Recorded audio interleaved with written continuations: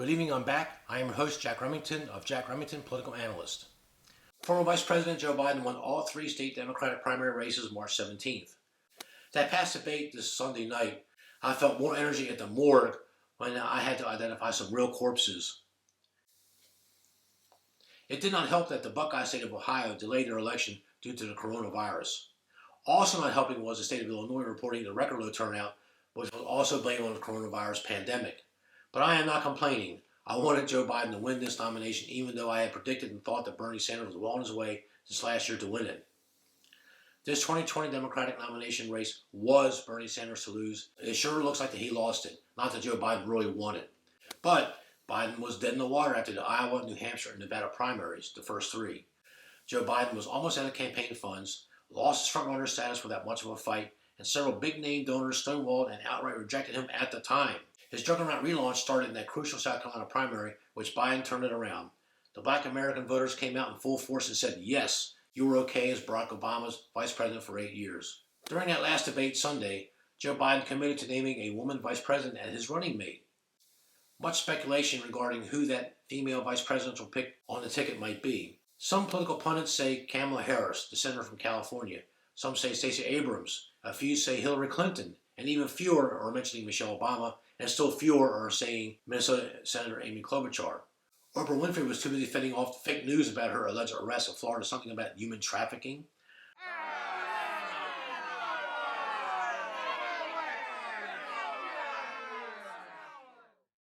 I am not falling for that garbage, and neither should you. Let's talk about all this for a minute. Let's start with Kamala Harris, the senator from California. Don't think that the Biden hammers forgot how Kamala Harris tried to take him down in that first debate. To speak on the issue of race. So, on the issue of race, I couldn't agree more that this is an issue that is still not being talked about truthfully and honestly. And I'm going to now direct this at Vice President Biden. I do not believe you are a racist. And I agree with you when you commit yourself to the importance of finding common ground. But I also believe, and it's personal, and I was actually it was hurtful to hear you talk about the reputations of two United States senators who built their reputations and career on the segregation of race in this country. And it was not only that, but you also worked with them to oppose busing. And, you know, there was a little girl in California who was part of the second class to integrate her public schools. And she was bused to school every day. And that little girl was me. So I will tell you that on this subject, it cannot be an intellectual debate among Democrats. We have to take it seriously. We have to act swiftly. As Attorney General of California, I was very proud to put in place a requirement that all my special agents would wear body cameras and keep those cameras on. Senator Harris, thank you. Kamala Harris outright accused Joe Biden of racism, the biggest card the left has had in his arsenal for the past 50 years. In case Joe Biden has forgotten all this, which is probable given his state of unclear mind, his wife and campaign staff will fill in the blanks as necessary. Stacey Abrams will be another horrible pick as vice president. She still whines and urinates about that closer than it should have been Georgia governor's race. And the Biden people don't want that garbage dragging him down with the upcoming battle facing Donald Trump in November. Stacey Abrams has also some IRS issues that won't go away and that the Biden camp probably does not want to inherit. Stacey Abrams refuses to discuss the Georgia board elections irregularities that helped her stay close in that governor's race. But enough of her.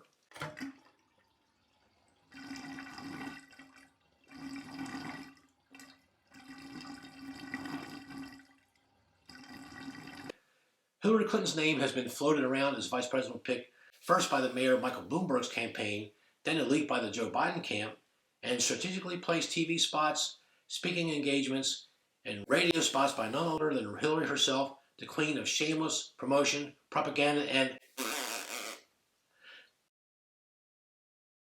a big part of me says Hillary only wants the top spot of president.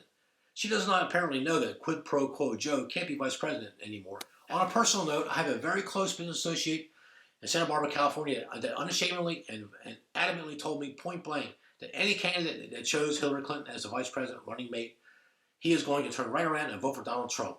Maybe I can get him to comment below. I forgot to ask him if he even had a YouTube channel. My bad. Michelle Obama?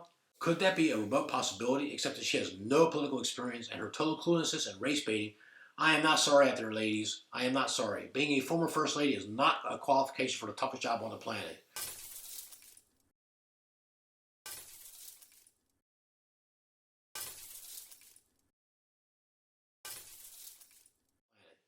Sure, she could get Barack to tell her what to do as vice president or on a daily basis, but she has stated several times in the past that she's not interested in taking on a political job.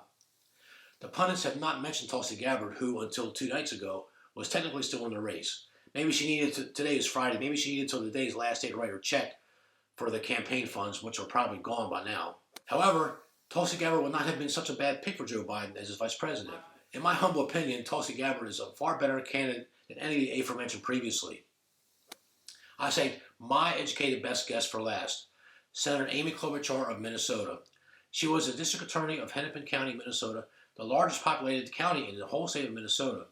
She built up a decent reputation of being tough on crime as that top DA of Hennepin County, but she had come under some fire since the campaign was in progress for a sad, unfortunate case, and I quote, Klobuchar defends a role in prosecution of black teenager and stray bullet murder case, end quote.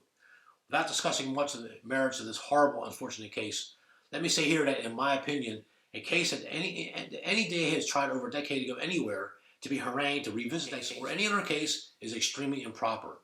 If there was indeed evidence of all of a sudden the suspect being truly innocent, why are we bringing this up now?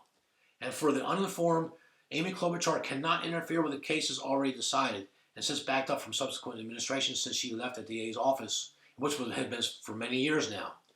Anyone that wants to get that case revisited needs to get a current court and judge take another look, revisit the evidence, revisit the transcripts, and start over.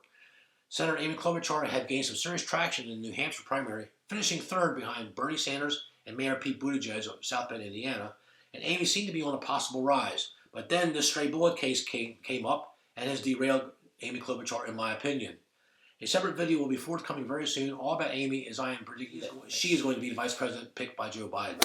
Not but it just happened to be that was the assignment I got. I got all the good ones, so I got Ukraine, and I remember going over convincing our team, or others, to convincing us that we should be providing for loan guarantees. And I went over, I guess, the 12th, 13th time to Kyiv, and I was supposed to announce that there was another $1 billion loan guarantee. And I had gotten a commitment from Poroshenko and from Yatsenyuk that they would take action against the state prosecutor, and they didn't. So they said they were walking out to press conference. I said, no, I'm not going to, we're not going to give you the $1 billion. They said, you have no authority. You're not the president. The president said. I said, call him. I said, I'm telling you, you're not getting $1 billion. I said, you're not getting $1 billion. I'm going to be leaving here. And I think it was, 6 hours. I said, I'm leaving in 6 hours. If the prosecutor's not fired, you're not getting the money. Well, son of a bitch. Got fired. And they put in place someone who was solid. Always a great day to be an American. Thank you. Please subscribe. Save this video. Stay tuned. Thank you.